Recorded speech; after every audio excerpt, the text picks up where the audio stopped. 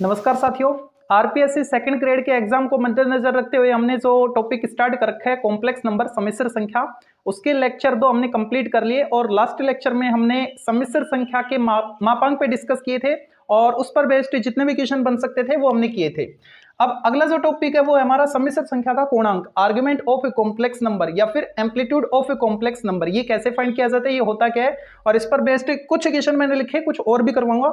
और साथ के साथ इस टॉपिक को कंप्लीट करने से पहले इसकी जो प्रॉपर्टी है वो भी पढ़ेंगे और उन पर बेस्ड एक क्वेश्चन अक्सर पूछा जाता है सेकंड ग्रेड में और फर्स्ट ग्रेड में, तो उन पे भी हम डिस्कस करने वाले हैं। तो सबसे पहले बात करते हैं कोणांक की। कोणांक होता क्या है?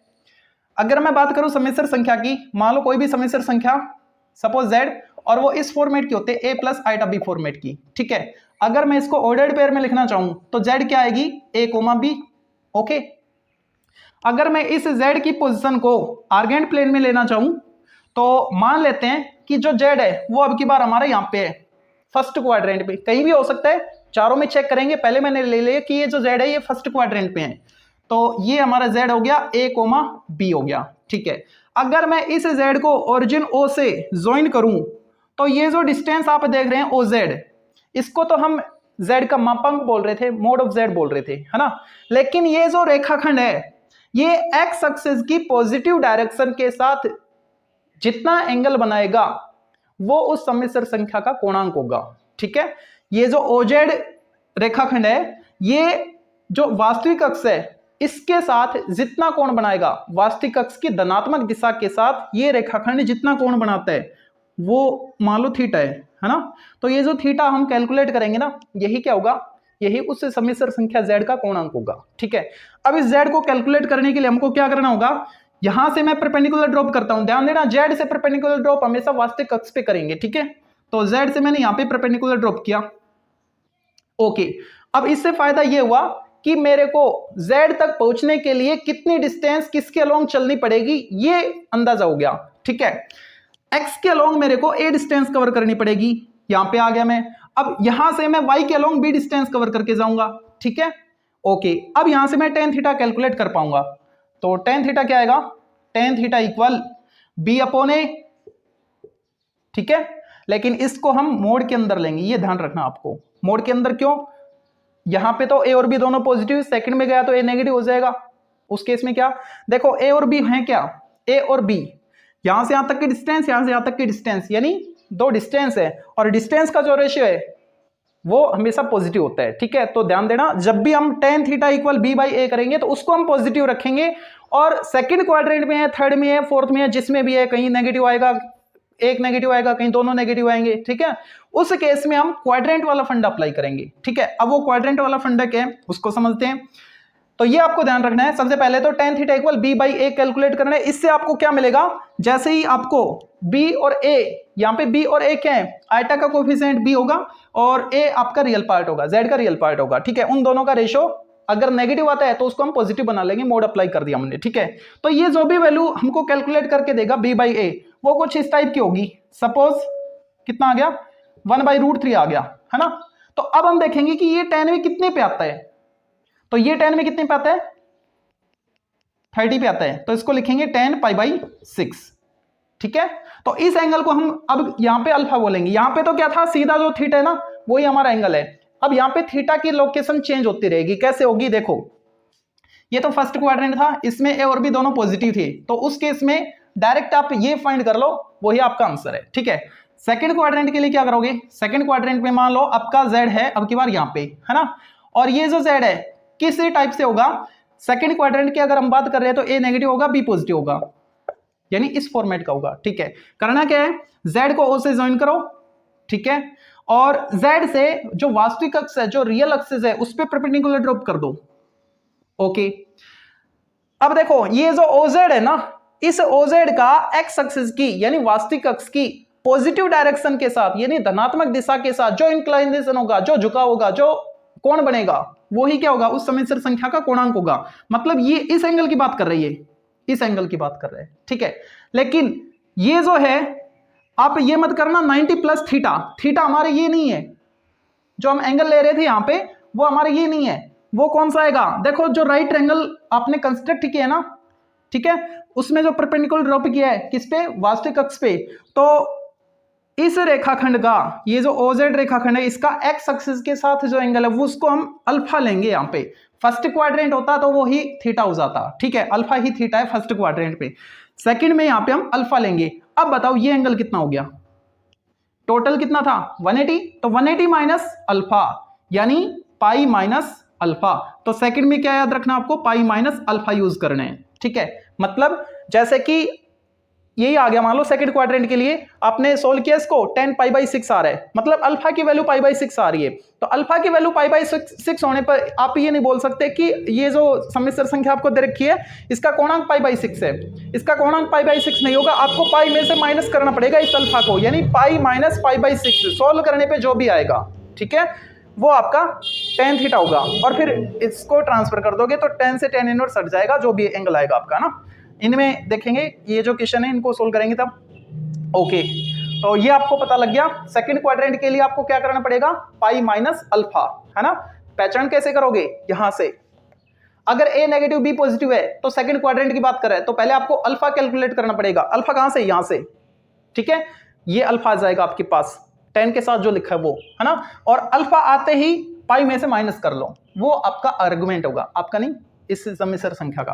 अगर हम बात करें थर्ड क्वाड्रेंट की, अगर z हमारा थर्ड क्वाड्रेंट में हो, ठीक है, मान लो यहाँ पे है ये z और इसकी पोजीशन कैसी होगी, a और b दोनों negative, minus a minus b, ठीक है। तो o को z से हम ज्वाइन करेंगे, ठीक है। ओके, अब हम बोल रहे थे कि ये जो ओजेड रेखाखंड है इसका एक्स अक्ष की धनात्मक दिशा के साथ कोण, देखो हम सीधी डायरेक्शन में चल रहे हैं, सीधी डायरेक्शन का मतलब है यहाँ पे एंटी क्लॉकवाइज, यानी ये पूरा एंगल। अब यहाँ पे देखो ये जो एंगल है ये तो 180 मोर हो गया, 180 से ज्यादा हो गया, बड़ा हो गया, है ना। और ये आपको ध्यान रखना है कि जो कोणांक है उसकी जो मुख्य मान है उसकी रेंज होती है क्या, माइनस पाई से प्लस पाई, ये आपको ध्यान रखना है। जो कोणांक है, कोणांक की मुख्य मान माइनस पाई से प्लस पाई होती है, ठीक है।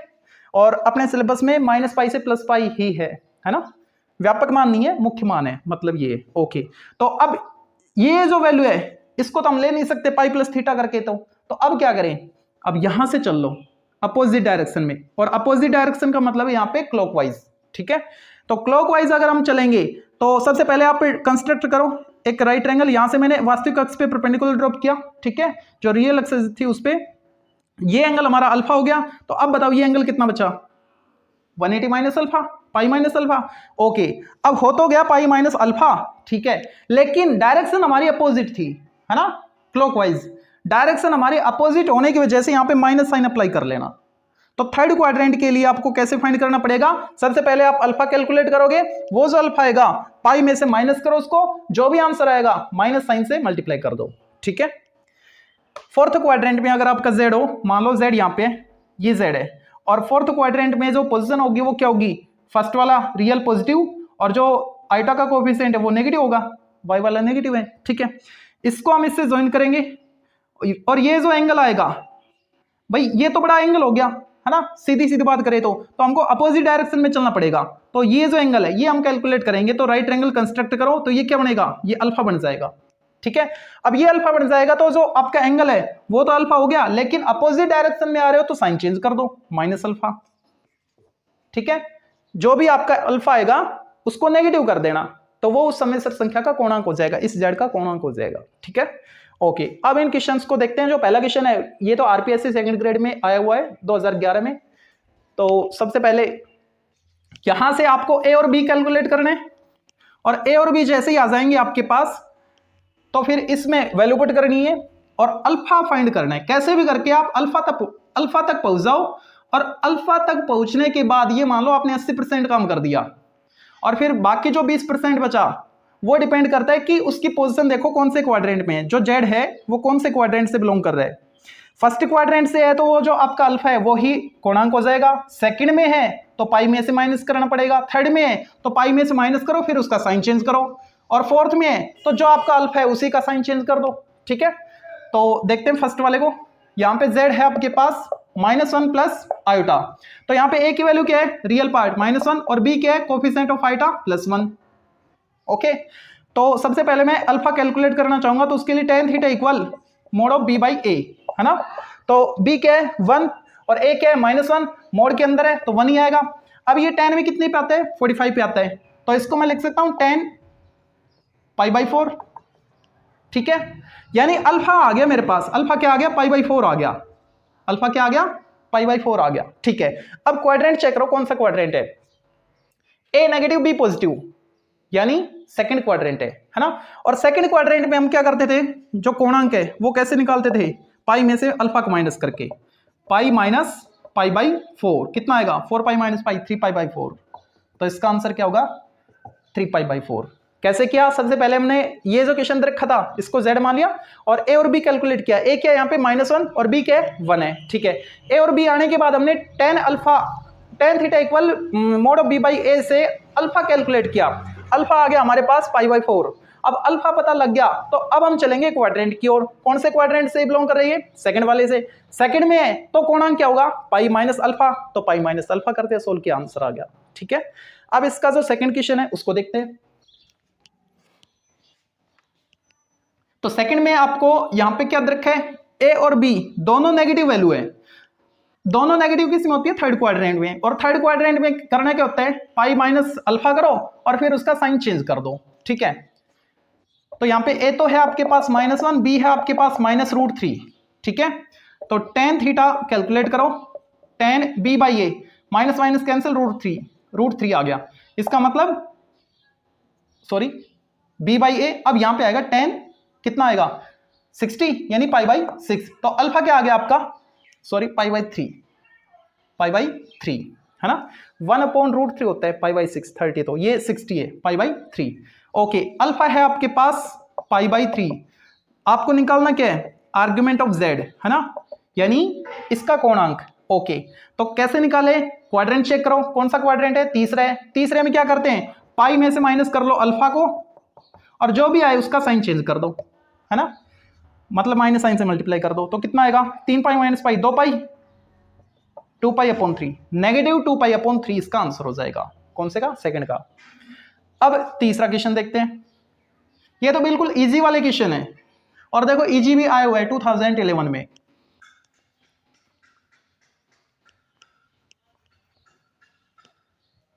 क्वेश्चन नंबर थर्ड में क्या बोल रखे, यदि z बराबर x प्लस आइटा y हो तथा z -1/z+1 का कोणांक π/4 हो तो इसकी वैल्यू क्या होगी, ओके।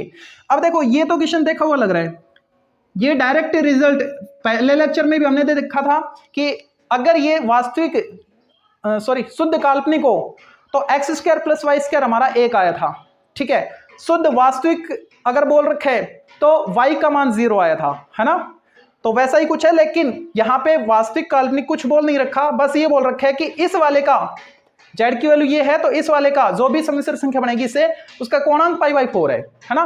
तो ये जो आपके पास व्यंजक है इसका मान क्या होगा, ठीक है। तो इसको सोल्व कराना पड़ेगा, z की वैल्यू क्या है, वैसे हमने सोल्व किया था इसको, तो ऐसा कुछ आया था x² + y² -1 और यहां पे आया था -2y आयोटा अपॉन डेनोमिनेटर दोनों के सेम थे, तभी तो ये 0 के 1 आ गया था और ये 0 के 2y = 0 यानी y = 0 आया था ना। तो एक बार चेक कर लेते हैं इसको, z -1 यानी x -1 और प्लस आइटा y, भाई यहां पे z वैल्यू पुट करोगे ना x प्लस आइटा y, तो मैं रियल पार्ट को एक साथ ले रहा हूं, x -1 और प्लस आइटा y साथ रहेगा, x -1 प्लस आइटा y और नीचे क्या है x +1 प्लस आइटा y, ठीक है। इसकी वैल्यू है ये और इसको मैं बोल देता हूं सपोज p, है ना, तो ये p है हमारा, ओके। अब नीचे से आइटा हटाओ तो रेशनलाइज कर दो, x +1 minus iota y, x +1 minus iota y, मतलब इसके संयुग्म में से हमने गुणा कर दिया ताकि नीचे से आइटा हट जाए, ठीक है। तो क्या आएगा देखो, इसको इससे मल्टीप्लाई करो, a - b a + b a² - b² यानी x² - 1, ठीक है, a² - b², ओके। इसको भी मल्टीप्लाई कर लो तो माइनस माइनस प्लस y², ठीक है। और क्या आएगा, आइटा मैंने कॉमन ले लिया, तो आइटा वाली टर्म अब इससे मल्टीप्लाई होगी तो ये आएगा xy + y, ओके। यहां से मैंने कॉमन ले लिया तो -y से मल्टीप्लाई करो, -xy और माइनस माइनस प्लस y, ये कैंसिल हो गया और नीचे आएगा इसका स्क्वायर यानी x square plus 1 plus 2x और प्लस इसका स्क्वायर हो जाएगा, आइटा स्क्वायर की वजह से वो माइनस प्लस में कन्वर्ट हो गया, ठीक है। तो ये आया आपके पास X square plus Y square minus 1 और नीचे x square plus 2x plus Y square plus 1 plus, अगर हम बात करें काल्पनिक भाग की तो आइटा के साथ आएगा 2y आइटा और नीचे x square plus Y square plus 2x plus 1, ये आ रहा है, ठीक है। अच्छा अब देखो हमने इस p को सोल्व कर लिया, a plus iota b format आ गया हमारे पास, है ना। तो अब हम क्या करेंगे, इसका जो आर्गुमेंट है वो π/4 है, आर्गुमेंट ऑफ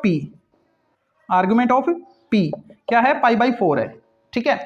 ओके अब आर्गुमेंट इसका आपको दे रखा है, ठीक है। तो मैं यूज कर रहा हूं tan theta equal b upon a, तो b क्या है, आइटा का coefficient 2y upon this upon a, तो ये अपॉन दिस ये तो सेम हो गया, कट गया, यानी x square plus Y square minus 1 आ गया, ठीक है।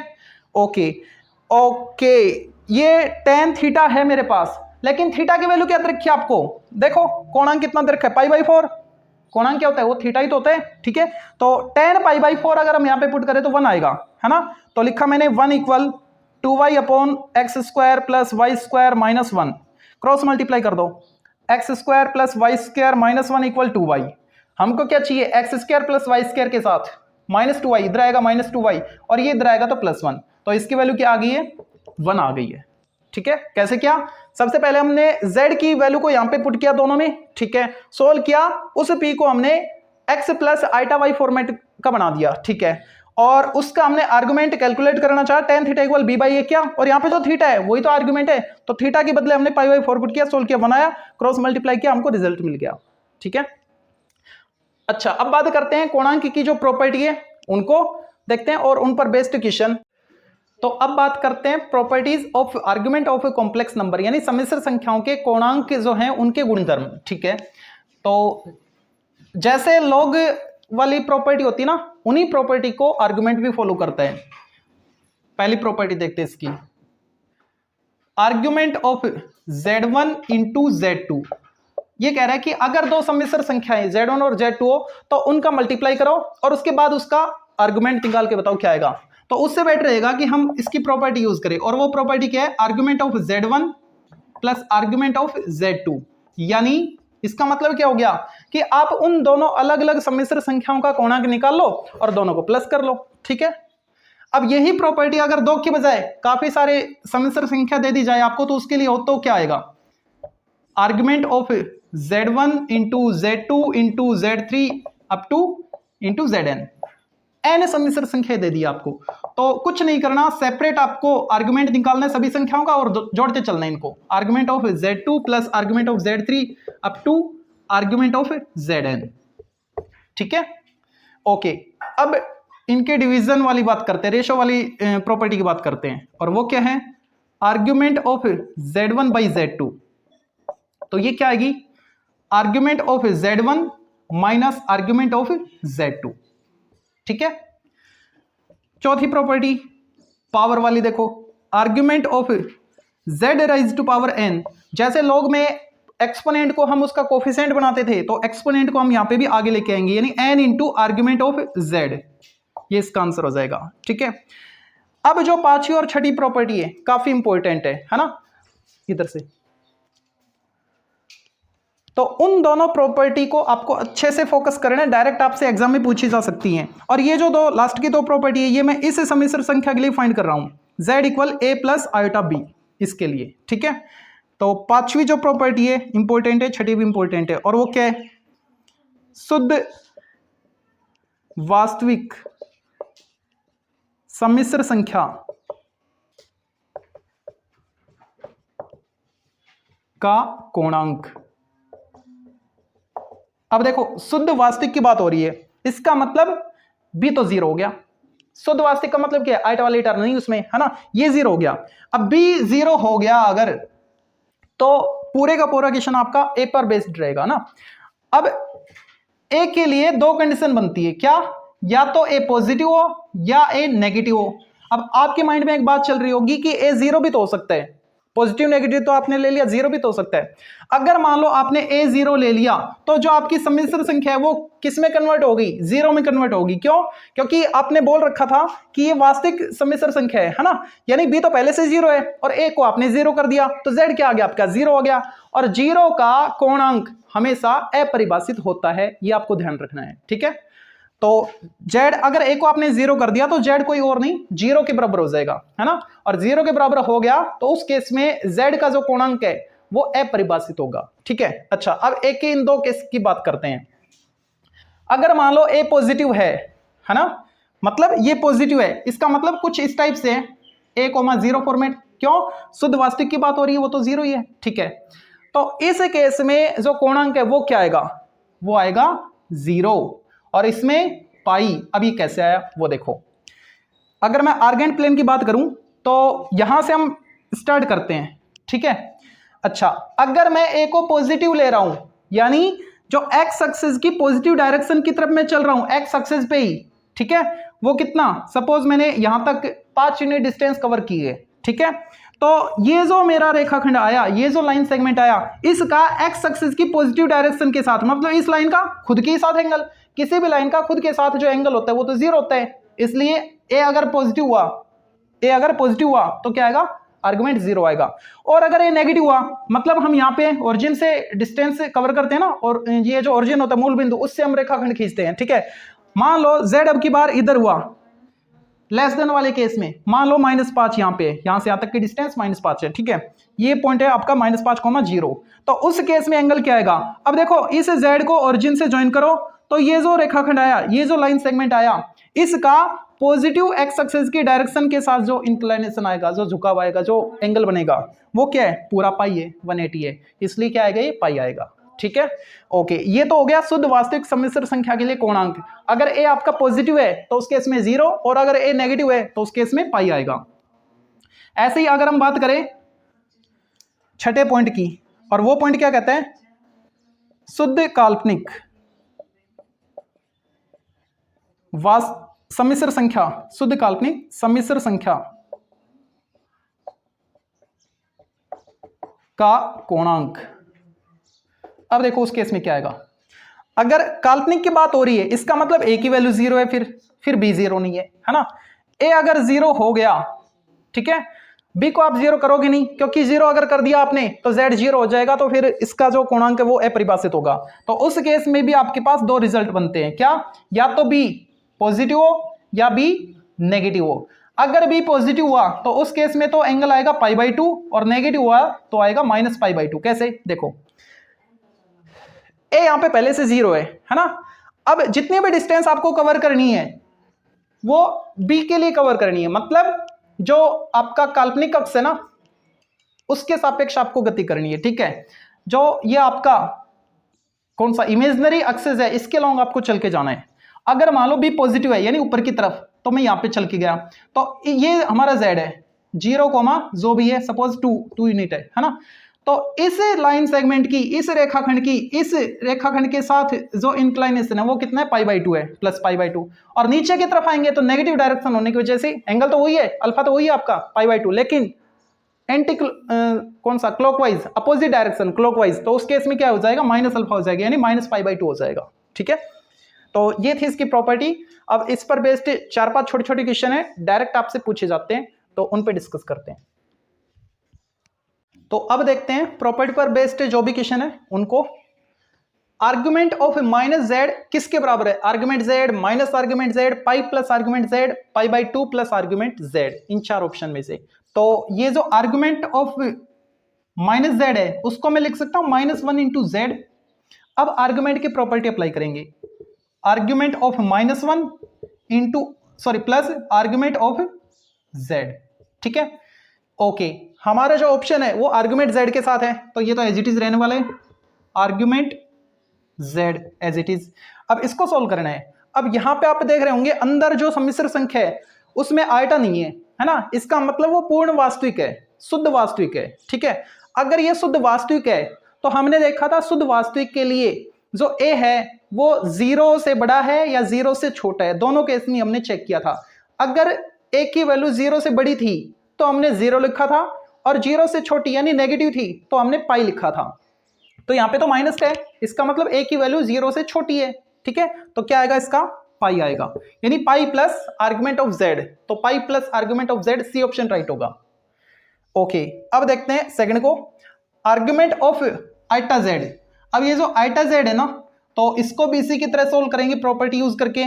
तो क्या लिखेंगे इसको, argument of iota plus argument of z, ठीक है।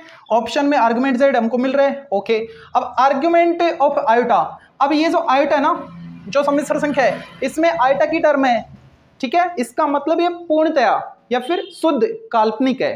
क्यों, क्योंकि इसमें जो रियल पार्ट है वो 0 है, ठीक है। अगर ये पूर्णतया या फिर शुद्ध काल्पनिक है तो हमको चेक करना होगा आयोटा का जो कोफिशिएंट, जो पिछली प्रॉपर्टी में हमने देखा था जिसको हम b बोल रहे थे, वो 0 से बड़ा है या छोटा है। तो यहाँ पे आयोटा का कोफिशिएंट पॉजिटिव है, मतलब 0 से बड़ा आ रहा है। अगर 0 से बड़ा आ रहा है तो पाई/2 था, और 0 से छोटा है नेगेटिव था तो माइनस पाई/2 था। तो इसका आंसर क्या आएगा, प्लस क्या है तो पाई/2, और ये as it is argument of z। Check करो कौन से ऑप्शन में, pi plus argument of z, B option इसका राइट होगा। अब तीसरे को देखते हैं। तो तीसरा जो है उसमें आपको क्या रखा है, argument of z plus z बार। अब प्लस वाले के लिए तो ऐसे कोई प्रॉपर्टी थी नहीं, तो आप इसको सोल्व करके देखो, कोई भी सम्मिश्र संख्या और उसका कॉन्जुगेट जब हम प्लस करेंगे तो ट्वाइस ऑफ रियल पार्ट आता है। देखो मान लो z है आपके पास a प्लस आयोटा b, तो z बार क्या आएगा, a minus iota b।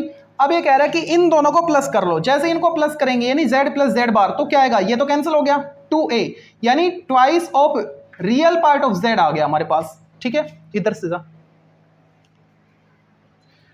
Twice of real part of z आ गया, ठीक है। तो z प्लस z बार को मैं क्या लिख रहा हूं यहां पे, argument of twice of real part of z, ठीक है। ओके, अब रियल पार्ट का ट्वाइस है ये हमारे पास, यानी यहां पे भी है नहीं हमारे पास, आयोटा की टर्म नहीं है, रियल पार्ट की बात कर रहे हैं।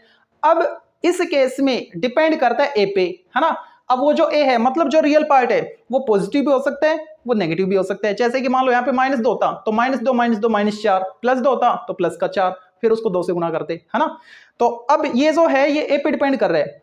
तो उस केस में हमने क्या देखा था, अगर ए की वैल्यू 0 से बड़ी है, पॉजिटिव है, तो उस केस में तो जो कोणांक आया था वो 0 आया था, और नेगेटिव थी तो पाई आया था। अब इन दोनों ऑप्शन में से आपको एक ऑप्शन मिलेगा, चेक करो, पाई है क्या, पाई तो नहीं है, तो 0 होना चाहिए, फिर 0 है, ठीक है। ये शुद्ध वास्तविक है ना, इसलिए तो दो ऑप्शन बनते थे कि भाई ए पॉजिटिव भी हो सकता है, नेगेटिव भी हो सकता है। अगर पॉजिटिव होगा तो 0, नेगेटिव हुआ तो पाई, है ना। तो पाई का ऑप्शन है नहीं, और ये हमको पता नहीं एक ऐसा पॉजिटिव या नेगेटिव, तो एक ऑप्शन ही होगा 0 और पाई में से, तो वो 0 आ गया। अब इसको चेक करते हैं। अब देखो ये क्या है, मोड ऑफ z।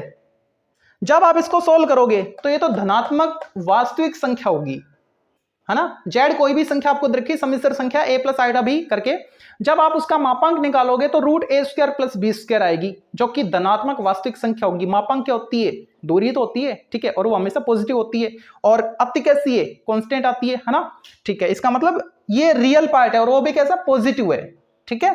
तो ये धनात्मक वास्तविक भाग है, कहने का मतलब ये धनात्मक वास्तविक भाग मतलब a की वैल्यू है और 0 से बड़ा है, धनात्मक होने की वजह से। अगर ये 0 से बड़ा है तो इसका आंसर क्या आना चाहिए, फिर 0 आना चाहिए, इसका कोणांक क्या आना चाहिए, 0 आना चाहिए। अगर मान लो ये नेगेटिव होता तो उस केस में फिर पाई आता, ठीक है। तो यहां पे आएगा ए ऑप्शन, ये इसका राइट होगा। तो हमने पढ़ा कॉम्प्लेक्स नंबर जो है उनका आर्गुमेंट कैसे फाइंड किया जाता है, होता क्या है, और इसकी जो प्रॉपर्टी है उन पर बेस्ड प्रॉपर्टी को पढ़ी, और उन पर बेस्ड जो क्वेश्चन बन रहे थे वो आज के इस वीडियो में हमने डिस्कस किए। नेक्स्ट वीडियो में हम पढ़ेंगे, क्या पढ़ेंगे, जो इसका ध्रुवीय रूप है उसको देखेंगे, और फिर इसका स्क्वायर रूट फाइंड करना सीखेंगे, और भी 3 4 5 लेक्चर और बन जाएंगे इसके। जितनी बातें आप तो देखते जाओ।